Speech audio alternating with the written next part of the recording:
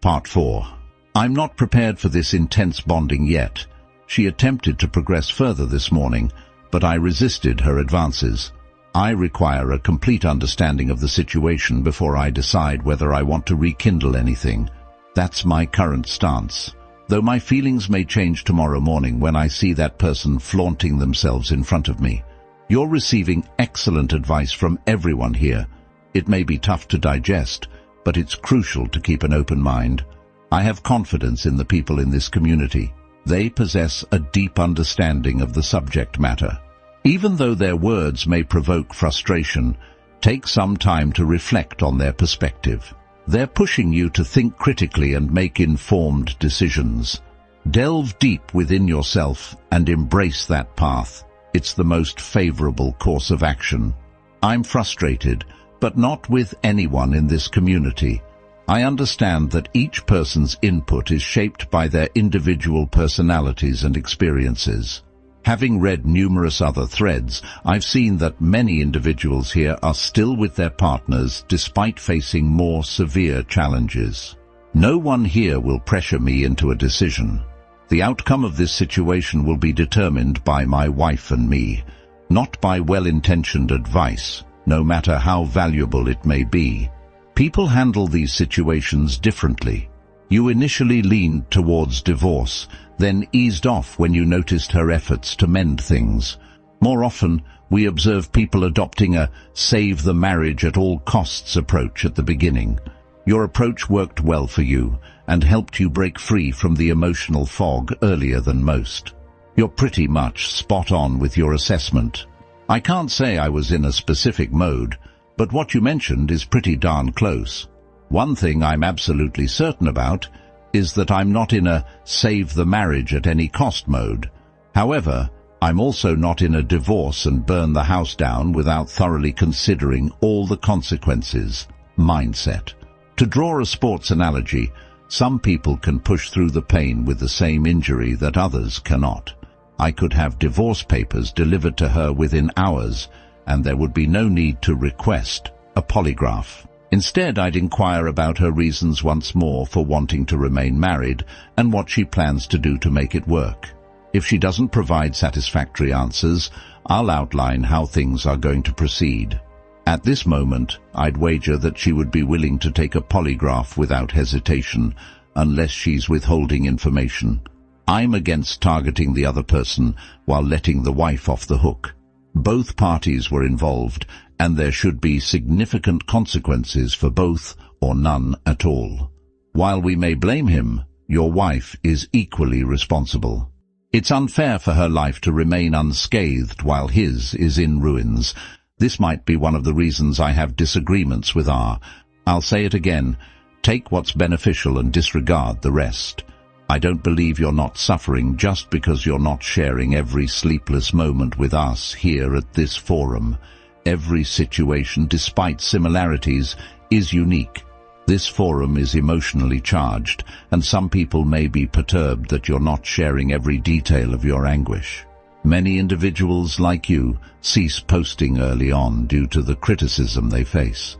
I appreciate that you found a balance between self-discovery and seeking advice.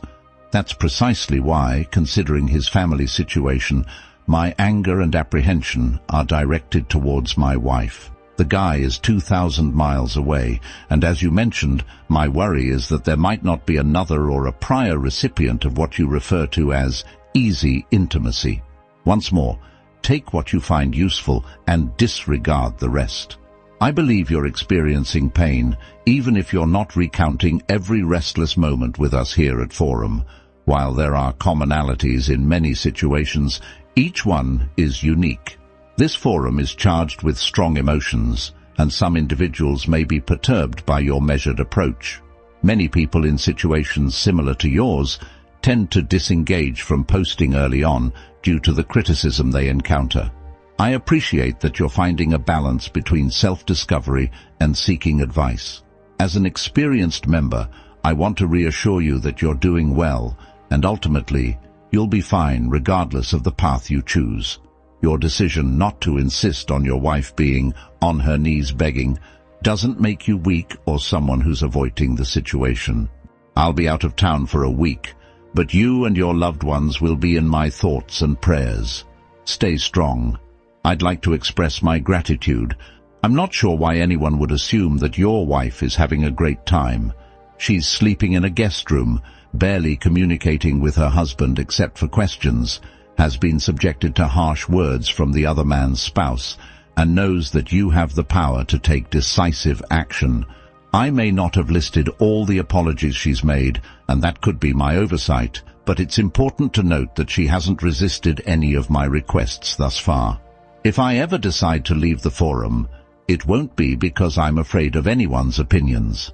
Everyone has their own perspective. Once again, thank you for your support.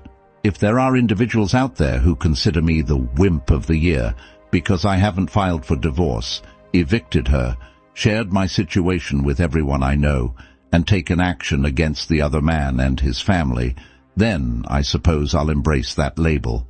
I should note, though, that I would have no reservations about taking all those steps if I believed this affair was still ongoing or if I discovered that it is. Now for those who advocate for immediate drastic measures and are dissatisfied with my approach, consider a thread on reconciliation, where a gentleman recently found his wife, with whom he believed he was in the process of reconciliation, wearing lacy lingerie and disappearing with the other man just 2 nights ago. He's describing it as a setback, and I think he might be in greater need of the destroy the world advice right now.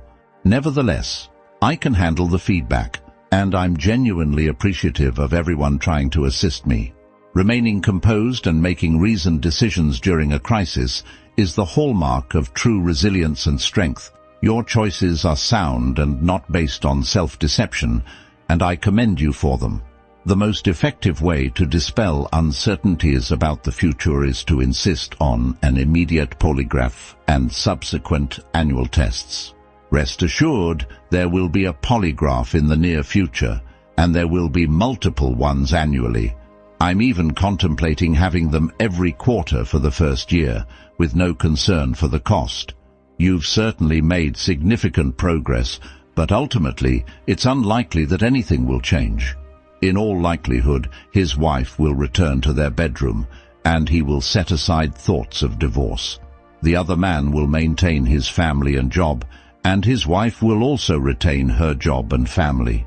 The other man and the wayward wife will likely continue their meetings every 6 weeks, just as they did before. Either every expert is mistaken about the necessity of no contact, or this endeavor is doomed to failure regardless. The probability of succeeding in this situation, even when following all the right steps, makes it challenging to comprehend the reasoning behind encouraging someone to engage in the number one action required. Despite the seeming inevitability of failure, you've taken the time to offer assistance, and for that, I'll respond. My wife will regain all those privileges if she demonstrates her worthiness through her actions. If she proves to be genuinely remorseful, why shouldn't she have those benefits? On the other hand, if her actions reveal a lack of remorse, she will receive none of them, and the same applies to the other man. It seems premature to assume that his wife will capitulate entirely, and it's also early to conclude that given his exposure, he will refrain from further transgressions. You're absolutely right about the 6-week time frame. If she undergoes regular polygraph tests and knows that they'll happen, it leaves 2 possibilities. Either she becomes exceptionally skilled like James Bond and beats the test every time, or the revival of the affair would likely be short-lived, wouldn't it? So, it's somewhat of an assumption that both wayward spouses are either too naive or too infatuated to figure that out. I must say that I'm not as pessimistic as you, but I also don't fall into the reconciliation at all costs camp that's been mentioned. You're doing an admirable job. As you've observed, the opinions here vary widely, but they all stem from a desire to assist you in navigating this difficult situation in the way each poster believes is best. It's evident that you recognize this and take it in the spirit of support. Well done. Now I have a few questions. Has she initiated a conversation with you to discuss her affair more comprehensively? Is she willing to answer your questions openly? Does she express a desire to continue the marriage? Has she explicitly conveyed this? And if so, has she articulated her reasons for wanting to stay? Is she open to the idea of seeking individual counseling? What about you? I strongly recommend considering this as well. Beyond any mandatory actions, what other steps is she taking to demonstrate her commitment to you and your marriage? In other words, what is she prepared to do voluntarily? For instance, quitting her job may not be a feasible solution for all the reasons you've mentioned, but she should be willing to consider such steps. Here are a few additional points. Consider getting sleep aids and anxiety medication if you feel it's necessary. I personally used. Be cautious about letting anger take over. It's natural to feel angry, but it's important to keep it in check. I strongly recommend individual counseling. I understand if I'm being insistent. If possible, lean on your brother for support. Having that kind of support can be invaluable. Keep your commitment to the polygraph. Regarding intimacy, understand that at this stage, it may be a form of manipulation on her part. She may not even realize it, but it could be a way for her to demonstrate her desire to remain close to you. However, it's still a form of manipulation. I'm not suggesting that you should avoid intimacy, but be aware of its underlying motivation. One of the most significant challenges for a betrayed spouse, BS, is reconciling the feelings of love for your spouse with what they did and the pain they caused. This emotional turmoil creates a roller coaster of emotions, making it incredibly challenging to make rational, level-headed decisions amidst this chaos. Given all the challenges you've faced, you're handling things remarkably well. Stay the course. I'm here to answer your questions, so please continue with me. 1. She has been willing to answer all my questions so far, but I have many more inquiries to pose. This weekend, we'll have more conversations.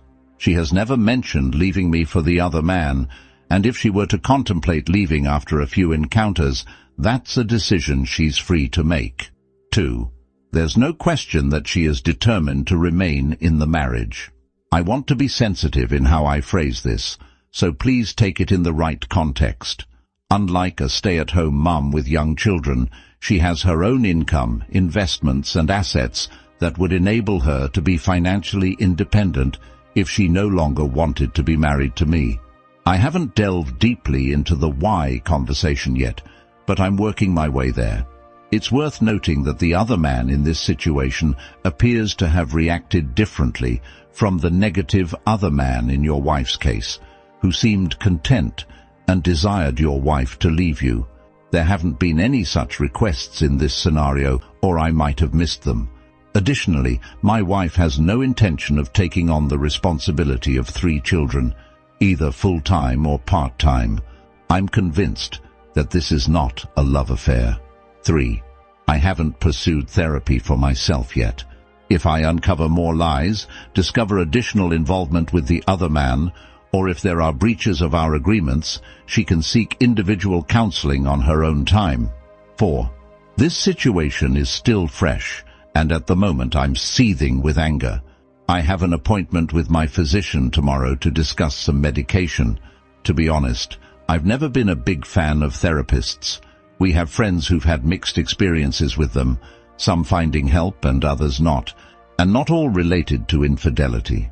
If I reach a point where I feel I'm making no progress, I won't resist the idea. Currently, I'm managing to function, and I'm monitoring my blood pressure daily. I've never been a smoker, and I only drink socially. On the contrary, she's crying quite a bit every time our paths cross, and I shed tears too, but who wouldn't in this situation? 5. My wayward wife seems uncertain about what to do. She keeps asking questions, offering apologies, and I anticipate discussing the polygraph, likely this weekend.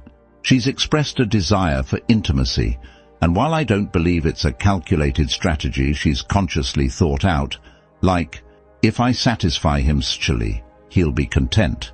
I do think women generally understand how much men are motivated by sex.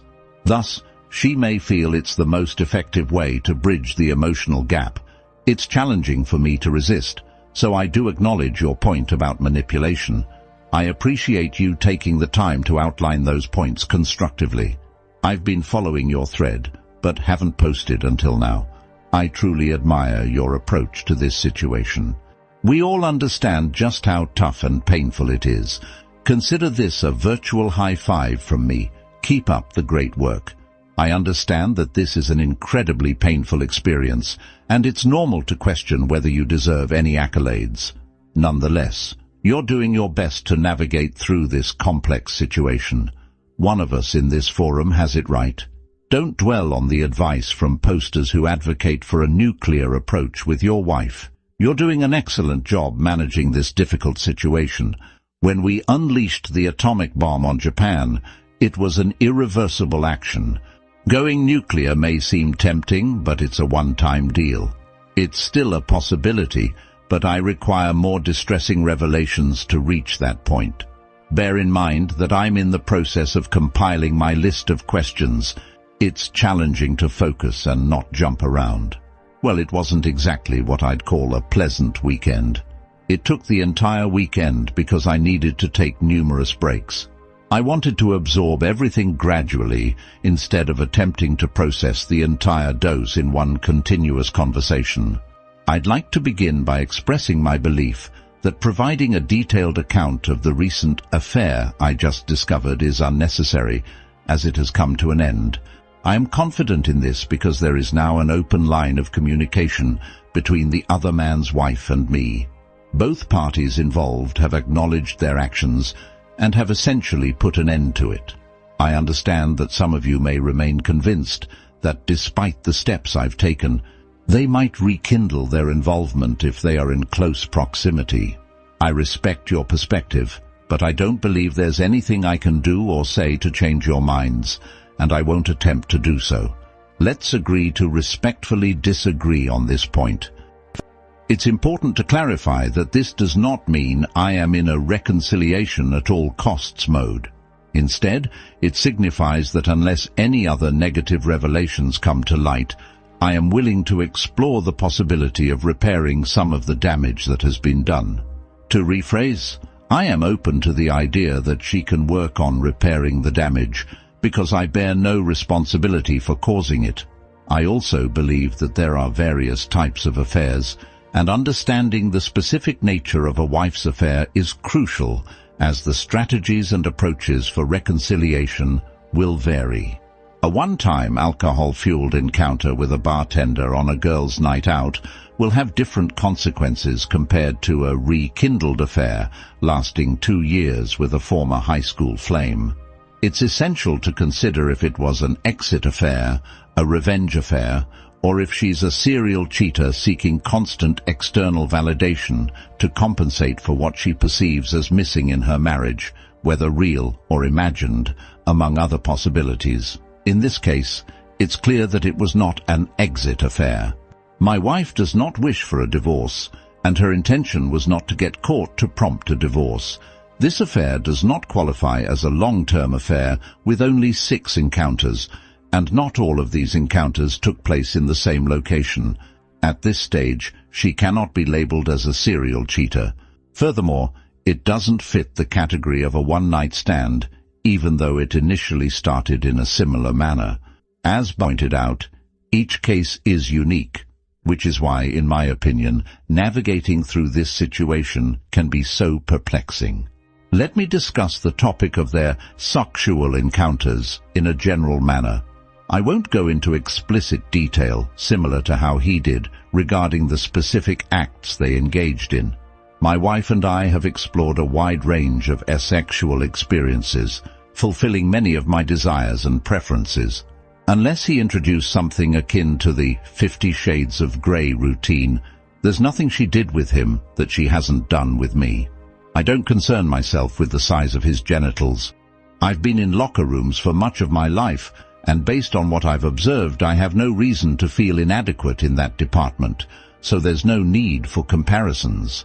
In essence, What I'm conveying is that she found pleasure in their sexual encounters, and if she had expressed otherwise, I wouldn't have believed it.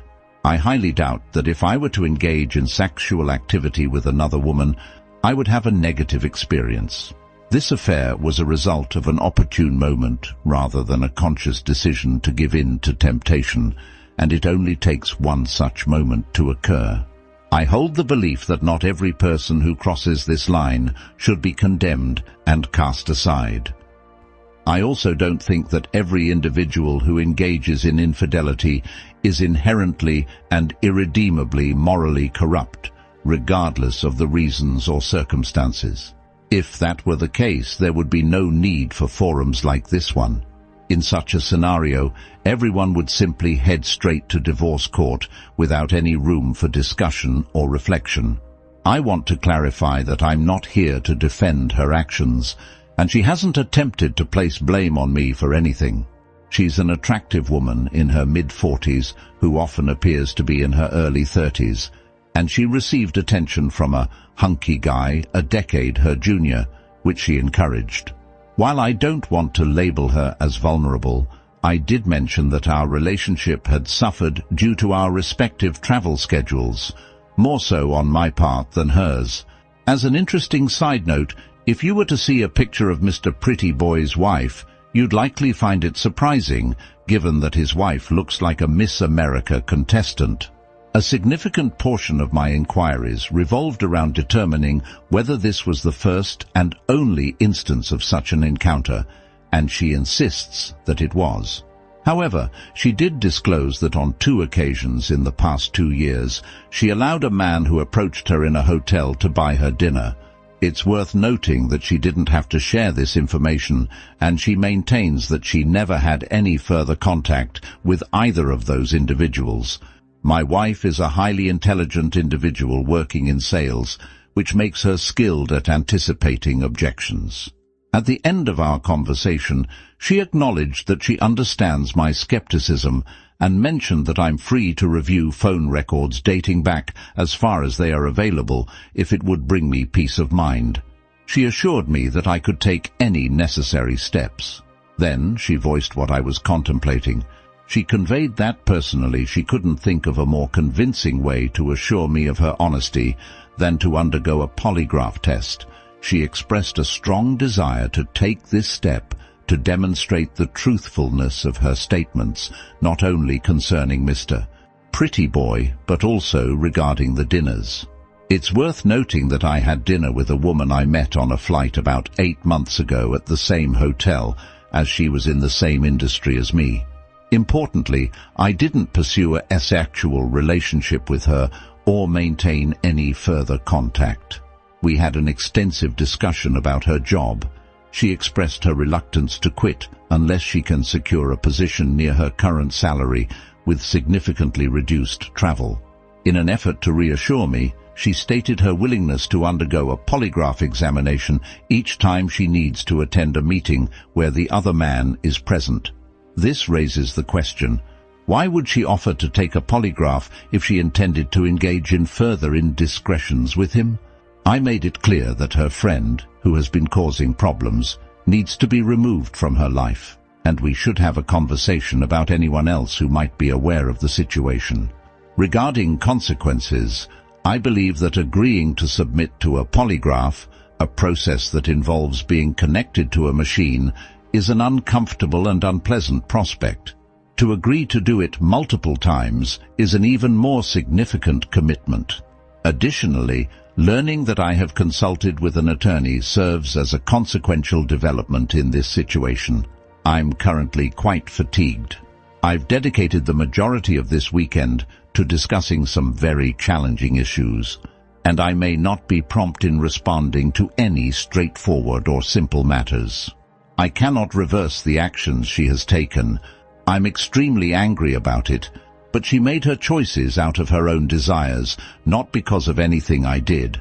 I firmly believe that anyone is capable of making similar regrettable decisions. We simply prefer to think that we and our partners would never do such things.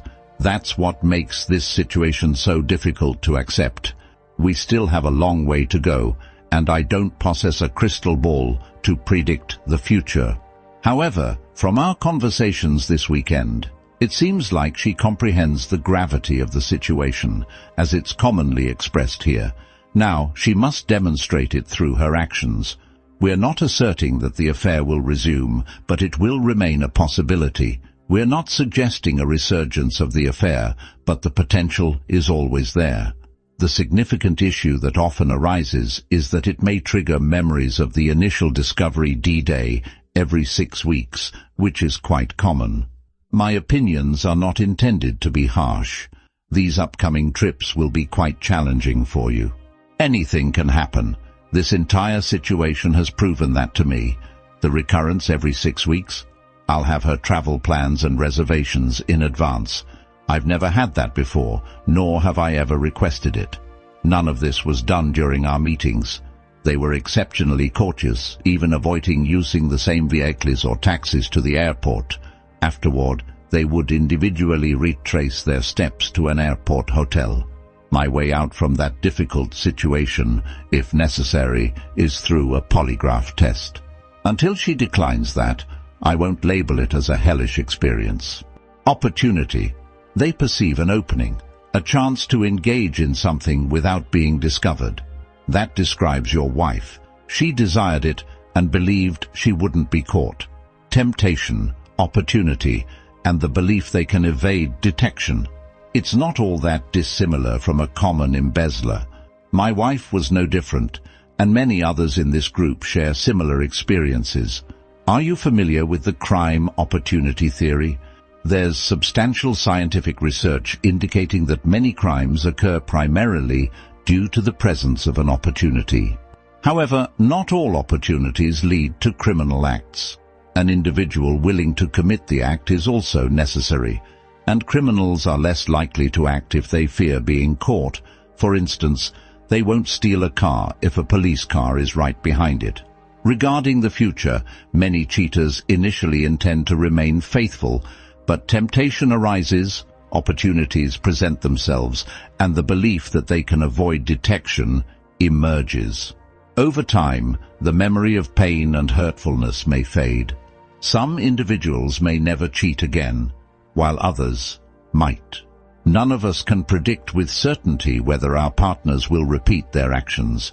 It's possible that my wife could cheat again. I don't believe she would, but then again, I didn't think she would the first time. You expressed that sentiment quite effectively. I believe this is the closest to how I feel about it that can be articulated, particularly the uncertainty that none of us can foresee whether they might repeat their actions. You don't believe your wife will. At this moment, neither do I. Only time will reveal the truth, and my vigilance is heightened. I would be more inclined to label this as a long-term affair if they were frequently meeting up in the same city. Call it whatever you prefer. I've seen threads here with an abundance of texts, videos, and phone calls. While our situation doesn't come close to that level of communication, they also declined some opportunities to meet the other person. There were no contrived trips to rendezvous with the other man in between. I won't quibble over terminology. Call it whatever you like. I mentioned it in my post, opportunity and poor choices. Very few individuals believe they will be discovered. Likely, 75% or more of the wayward spouses here would not face consequences if they cheated once and never repeated the act. Thank you for the update. What a difficult weekend it must have been. I'm truly sorry that you had to endure that. A few direct questions. I understand they may sound blunt, but it's not meant to be harsh. Did she provide any reasons for her decision to cheat on you 6 times? What led her to believe that her actions were acceptable? Was it simply because she desired to and believed she could avoid detection? In that case, what's to stop her from being more cautious in the future? Is the threat of a polygraph the only deterrent? A profound question arises. If the only thing preventing her from engaging in extramarital relations is the fear of a polygraph test, what does this reveal about her perception of her marriage to you? What insights does it provide about the state of your marriage? Is it appropriate to consider it a marriage when the sole deterrent against one spouse betraying the other is a polygraph test? Essentially, is there more to her reasons than simply succumbing to temptation, which might explain a one-night stand? Engaging in this 6 times is a series of choices and life decisions. My intention with these questions is not to upset you, but to help you clearly identify the underlying factors and decision-making points as you contemplate your future, whether with or without her.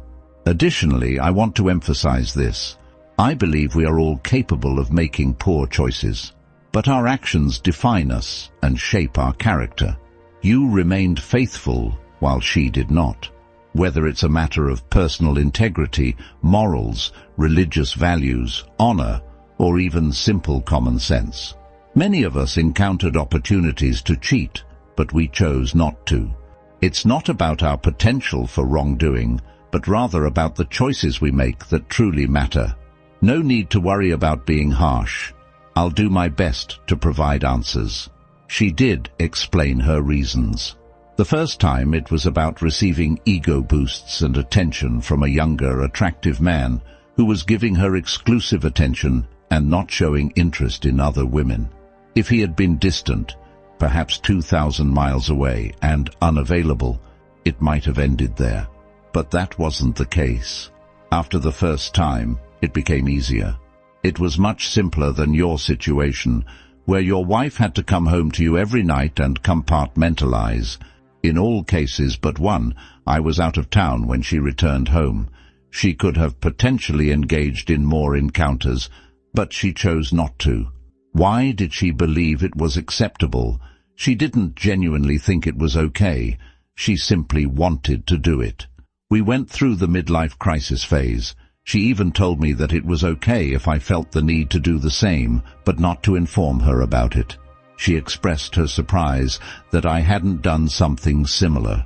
I became extremely upset when she said that and left for a few hours. So, in essence, my understanding is, as I mentioned earlier, she engaged in it because she desired the excitement and fun, somewhat akin to what I gathered from the Space Ghost thread regarding his wife. I suppose your wife believed she was in love or some similar sentiment, but that's not the situation here. If you were acquainted with my wife, you'd realize that, at this point in her life, she has no interest in taking on the role of a mother to 3 young children. Was it purely because she desired to do it and believed she could evade detection? I suppose I addressed parts of this in my previous responses. As I mentioned before, how many cheaters genuinely believe they will be caught? It's challenging to gauge the extent to which her friend's influence affected her, and I don't want to place blame on someone else. She was hearing daily that it was acceptable to have some flings, and that what I didn't know wouldn't hurt me.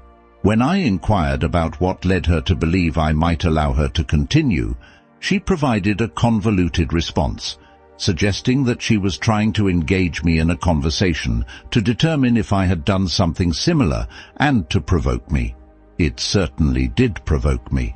I pressed her further about what she would have done if I had been indecisive about it. She claims and insists that the other man was getting nervous and it likely wouldn't have continued much longer. While that may sound like an excuse, based on his actions during all of this, he hasn't shown any desire to continue the affair. It seems he's focused on repairing his own marriage.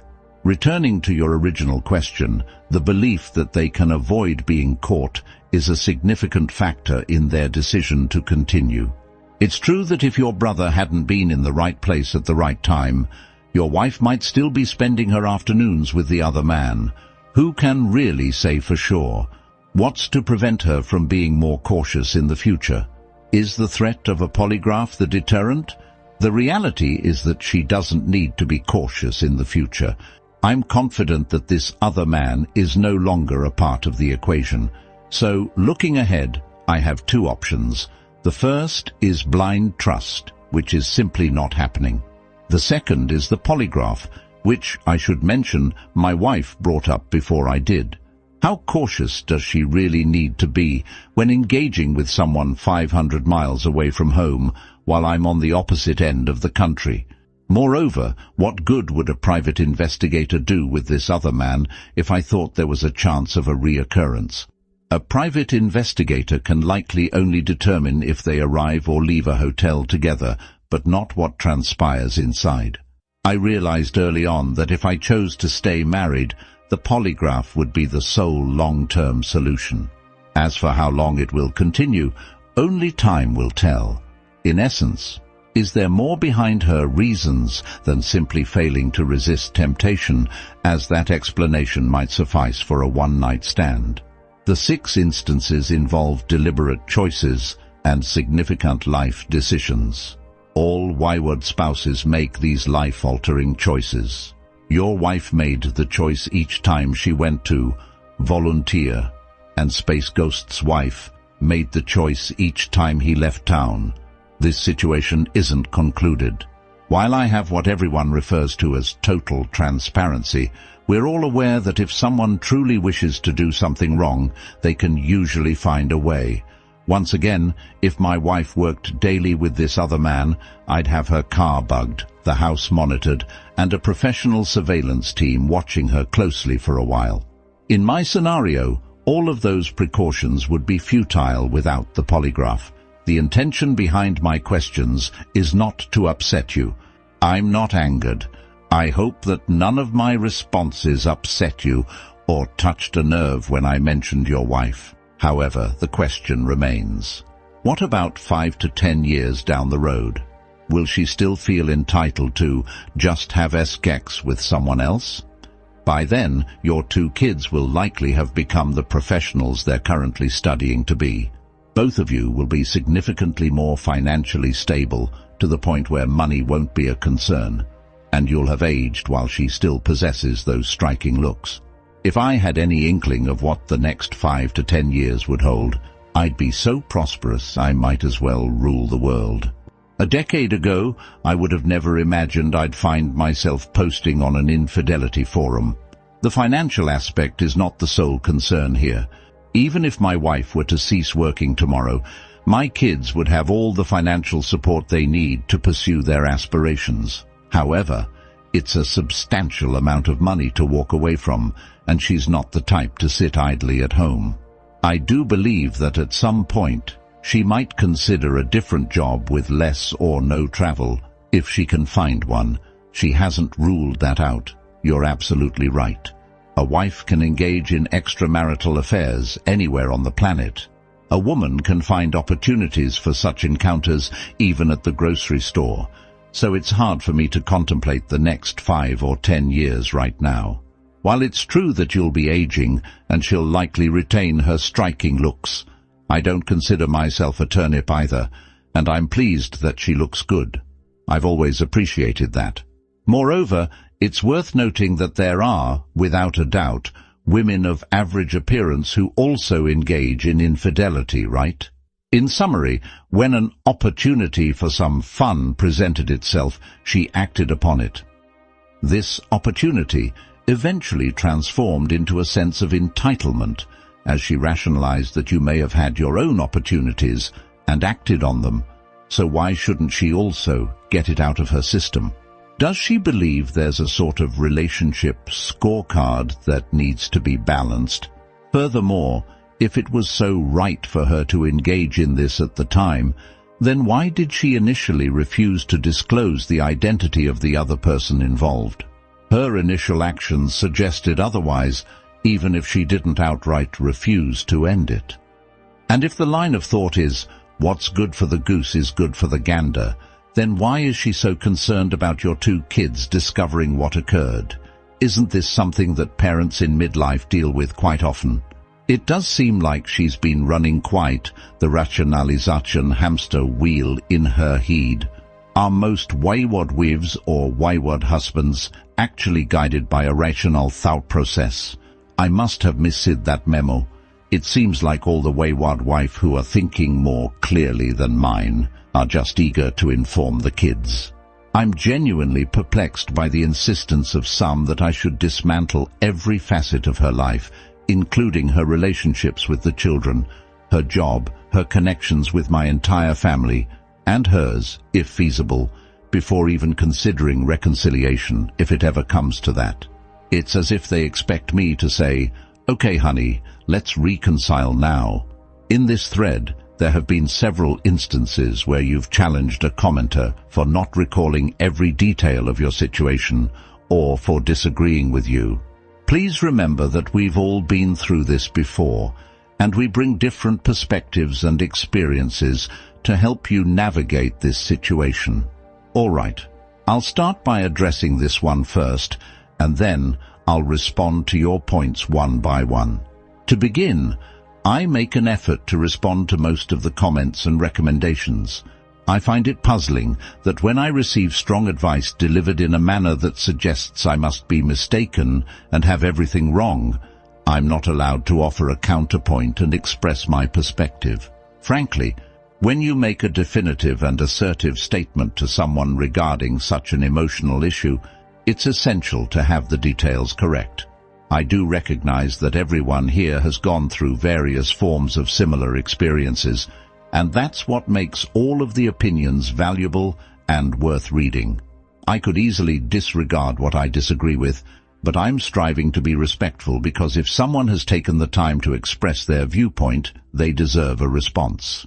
Just as I may not fully agree with certain suggestions, some may not agree with my responses, and that's perfectly fine as well.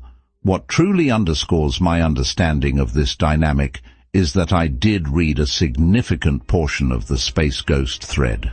I observed the deep respect for his steadfast approach and commitment to his decisions. However, the thread continued for nearly 1,000 posts and over 40 pages, with some individuals still telling him that he was mistaken not to reconcile with his wife due to her tremendous remorse, which, incidentally, I didn't perceive until it was already too late. The initial piece of advice I received here was to expose the affair and bring it to a halt, with the quickest way being to reach out to the other man's wife. I believe I managed to do that in a relatively short period of time. I've also done my best to clarify why I haven't demanded that she resign immediately, yet I keep hearing assertions that she may get involved with him again. Following that, I was advised to obtain a timeline, and I accomplished that. I obtained the details about their sexual encounters, although that wasn't exactly a pleasant experience. Next, I've made an effort to determine whether this was the only affair, and I've arrived at the conclusion that I can't believe it without concrete verification. It's worth noting that my wife was the one who suggested the polygraph idea before I even brought it up, although she receives no recognition for it. I don't see many wayward wives willingly volunteering for a test that could potentially end their marriage with a single wrong answer. So, let's acknowledge that I might not be entirely pleased with some of the advice I've received, and similarly, some may not be satisfied with my responses. My role here isn't to offer apologies for disagreeing with those who criticize me. This is a process of give and take, and in case it's not already clear, I'm not the kind of person who only takes without giving. I recognize it's a flaw in my character. Now let me provide a response to a valid question. A. She has not shown any hesitation and has been willing to do everything and anything